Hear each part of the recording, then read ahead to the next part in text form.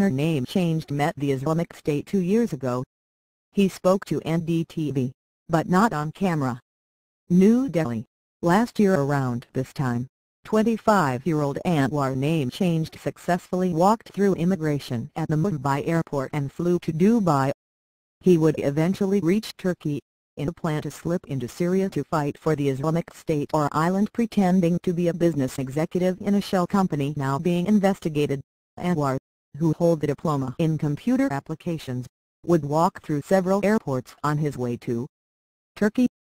The business visas stamped on his passport, which his handlers in India helped him get, ensured no questions were asked at any airport.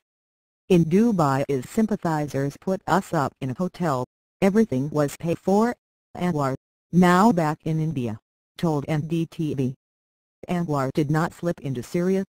He says he met members of the IS army at the famous Sulaimani Mosque in Istanbul after prayers, but by then he had had a change of heart.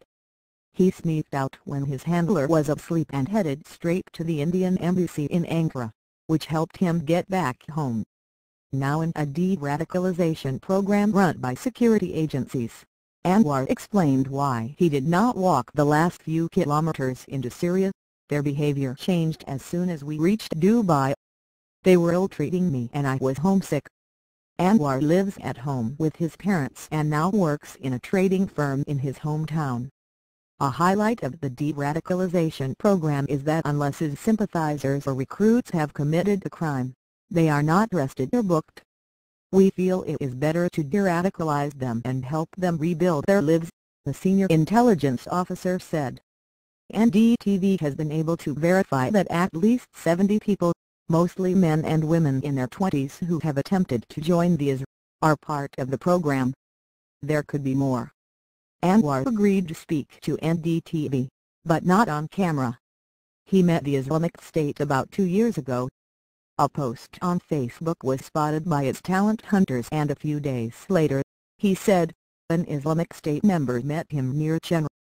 They go to people who are educated, have an understanding of world politics and are religious, Anwar said, adding, I was interested in Islam and the happenings in Iraq, Syria and Iran. It took about 11 months for his handlers to convince him on the need to make the journey to Syria to fight for the Brotherhood of Islam. Anwar said he was promised the rank of lieutenant colonel in the Islamic State Army. They also promised him marriage with a pretty Syrian woman and money for his family in case he died fighting for the island. Besides this, Anwar said, he was given about a lakh for his passport, visa and other expenses. Though Anwar has cooperated with security agencies after his return, his handler in India and who accompanied him to Turkey, remains untraced. We have a fair idea who he is, and in all likelihood, he continued to Syria, an official monitoring Anwar's de-radicalization program said. Security agencies running the program say they are stretched, with not enough personnel trained to prevent attacks, infiltrate jihadi groups and provide counseling. Complete de-radicalization means the person poses no threat anymore to society. The success rate is about 50%.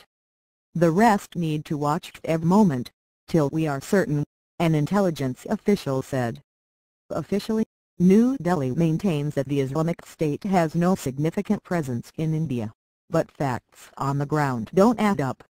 In all the 15-odd years that the Al-Qaeda was the preeminent global terror group, the single Indian joined its ranks. Bangalore-born Kafil Ahmed, who carried out the 2007 attack at the Glasgow airport in Scotland. But 6 Indians have already been killed in Syria fighting for the Islamic State.